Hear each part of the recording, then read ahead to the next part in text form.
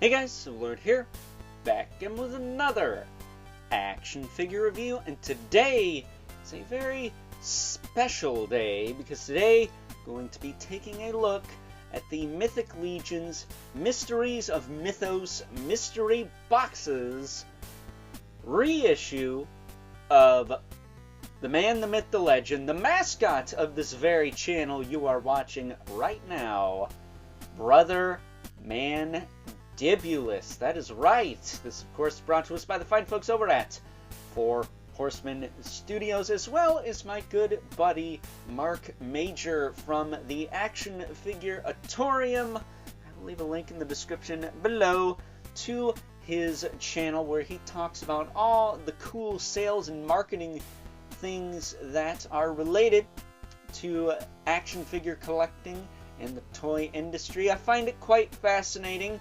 I suggest you go over there and check out one of his videos. He's also kind of funny in a low-key, more subtle kind of way, but you know, it's humor that suits my fancy, so I enjoy his content. However, we did a little bit of a trade. I sent him some mini-mates. He sent me this figure amidst some extra goodies that have been either shared amongst friends or proudly displayed in my collection, one of which being a pretty awesome Ghost Rider mini-mate I did not have of my boy Danny Ketch, so I very much appreciated that.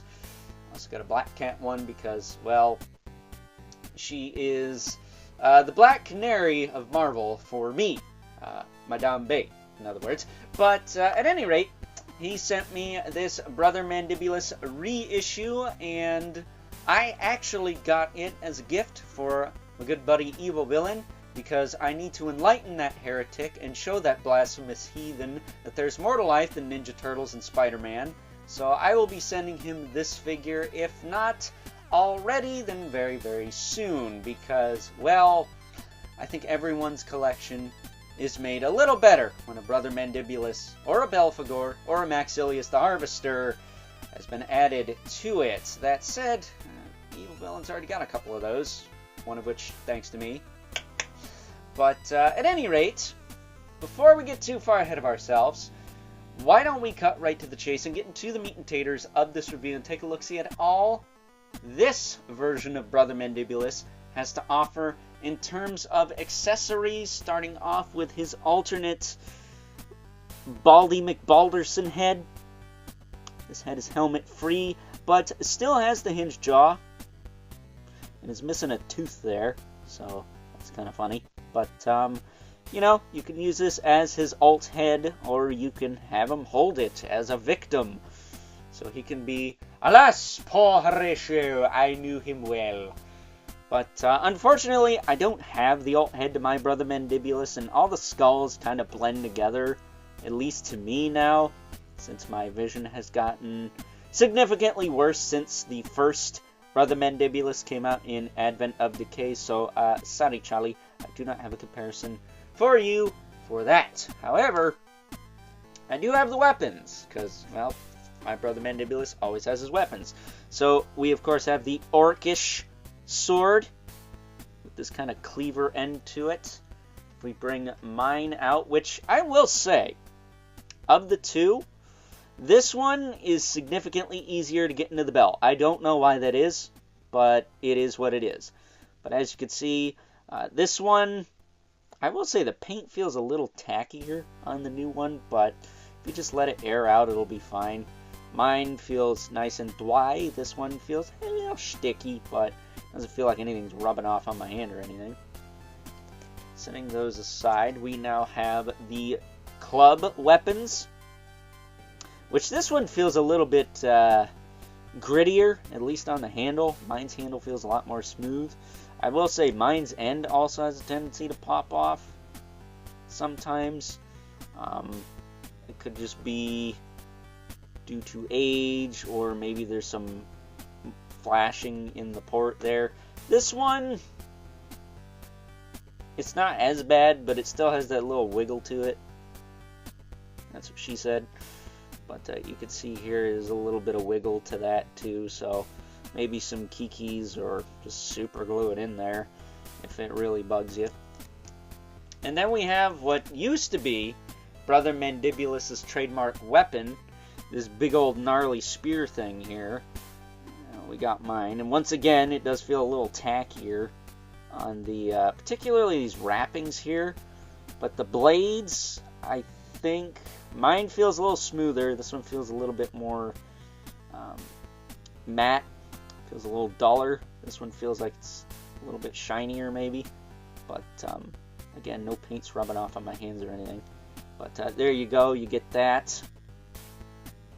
Brother Mandibulus special. Now, like every other figure comes in one of these, so it feels a little less special, but I guess Malleus and Tibius can relate since their weapons are reused amidst like half a dozen figures a year.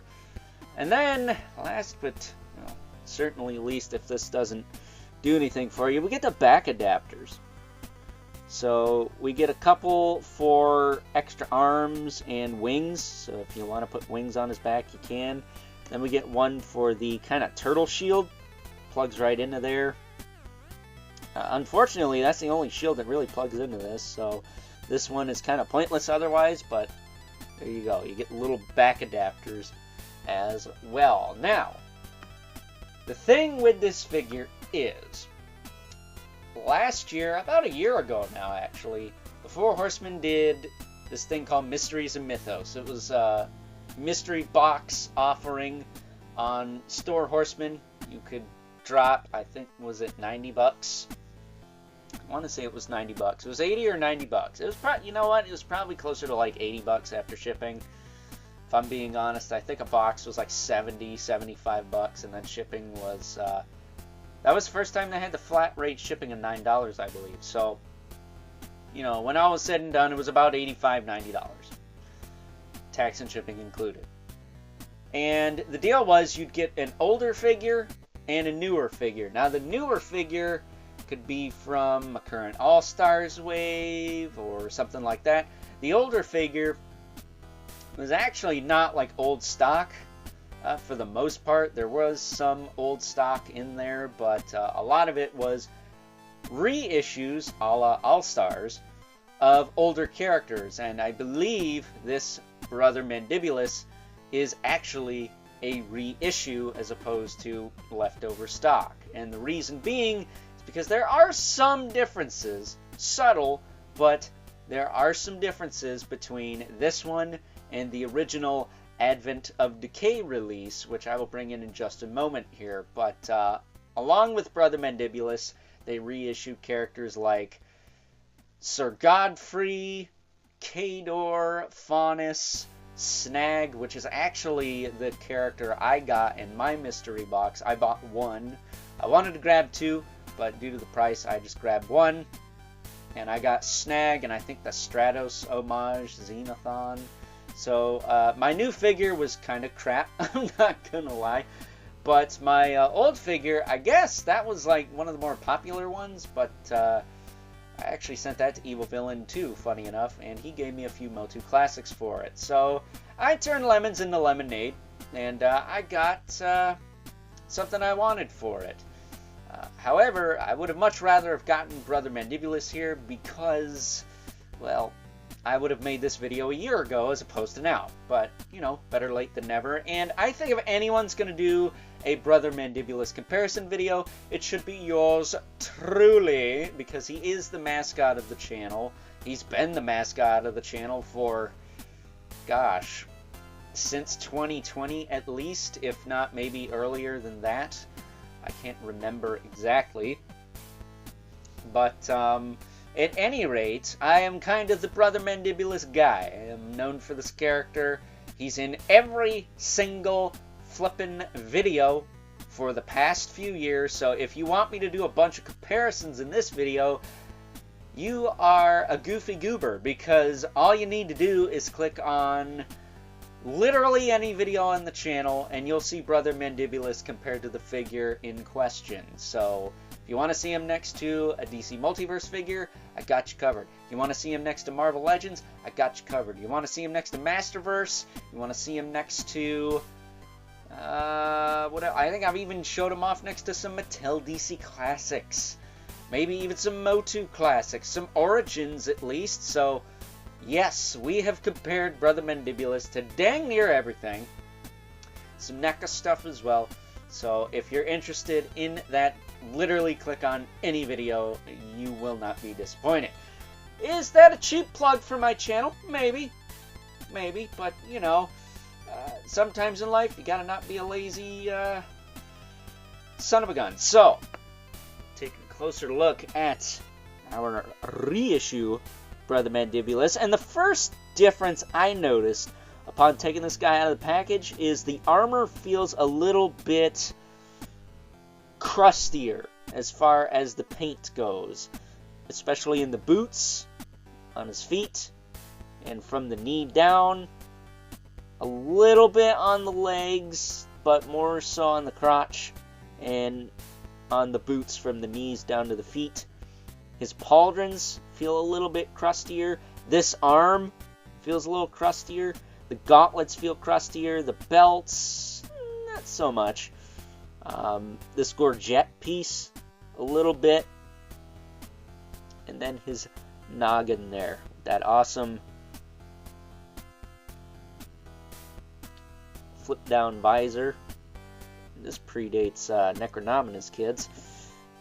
So all you gotta do is pop that back up. Be careful with that. You don't want to snap it, but it works a little bit better than mine did, honestly. But he does have the hinged mouth in there. I will say the hinge is a little looser on this guy, on that jaw, as opposed to the previous Brother Mandibulus. That's all fine and dandy. His head is, of course, on the ball socket. Look all around. Pretty easy to move there. His shoulders will pop out. He does feel like he has the more ratcheted joints, or detented joints, that a lot of newer Mythic Legions have. Especially the graveyard skeletons. Those guys had some pretty heavy detents. But you can pop the arms out. You can rotate him forward and back. He does have a single jointed elbow there. Not the best range, but not terrible. He's got the swivel in the elbow as well. He's got rotation in the gauntlet, swivel in the wrist with a hinge. His plated armor on his arm there, it doesn't look like it's too much different from the other one. But I will say, I always thought this was crazy. They literally have armor bolted into their arms, these older skeletons. And then his waist will rotate, of course. He's got the ball joint in there. Works pretty well, considering that it's not like Valiant Knight or anything. So I don't know if that's been modified, but I do appreciate the range in that. His hips will kick forward and back. I will say this is softer than the original release, and the fabric appears to be a very similar material, but it feels ever so slightly more spandexy, if that makes sense. The older ones, soft goods, feel a little bit more rigid. This one feels a little bit less rigid, but I could just be tripping, I don't know. His hips will kick out, back down, forward and back.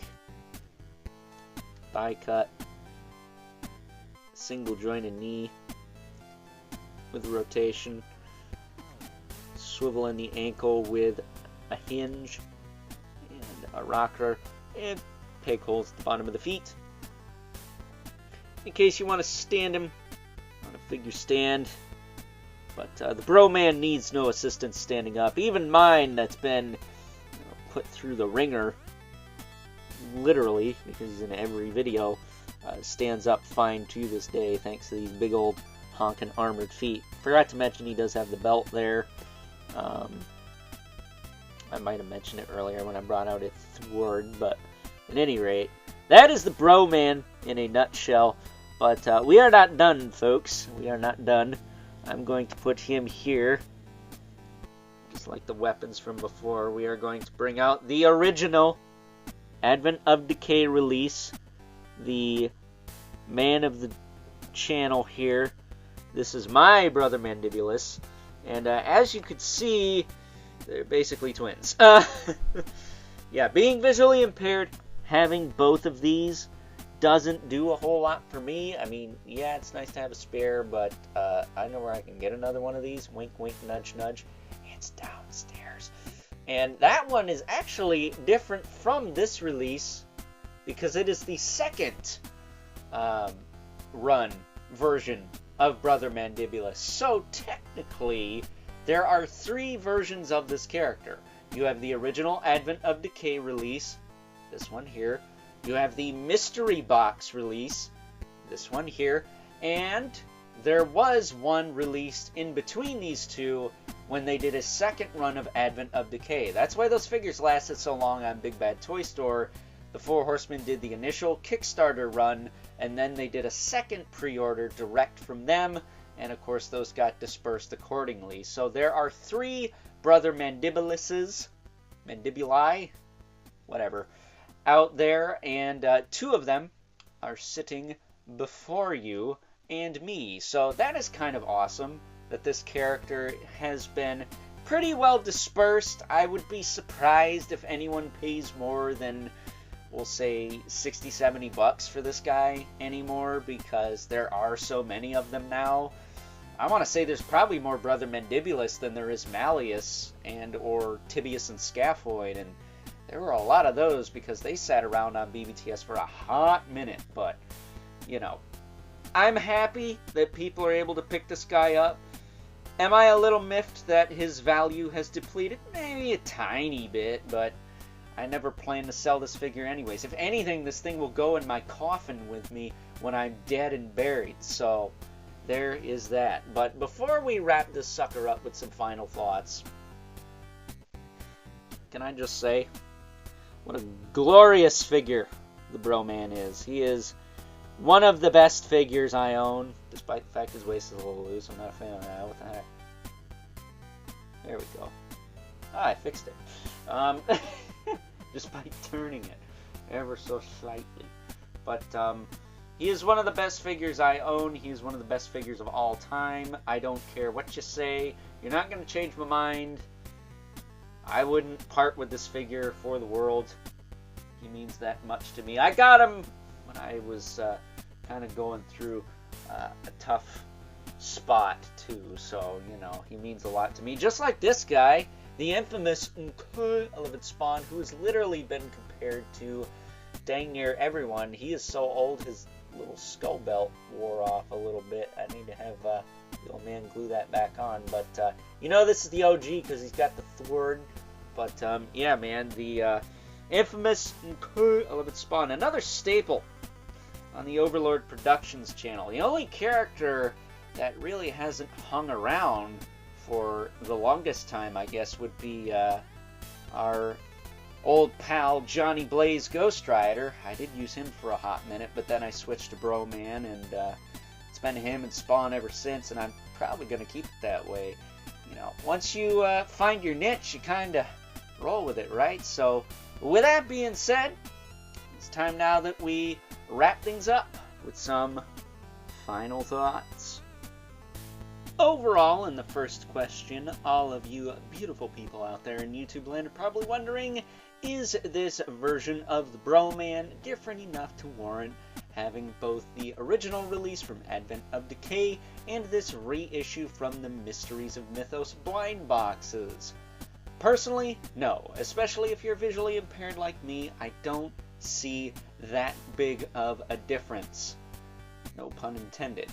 However, the other question you guys might be wondering is this new version better than the old version? Well, I think it's safe to say that joint stiffness and or tightness aside, if you like the texture of the armor and the feel of the soft goods better on this version than the previous release, then yes, I would say the 4 Horsemen did some improvements there. However, once again, I don't think those changes are a big enough difference to justify tracking this guy down if you already have the first one, because unlike some figures from Advent of Decay that suffered loosey-goosey hip syndrome and etc., The Broman wasn't a figure that suffered a lot of those QC issues, thankfully, and has held up quite nicely over the years, especially after being in every single video on this channel for a few years now. So, with that being said, I hope you guys enjoyed this review, and until next time, I'll catch you guys later.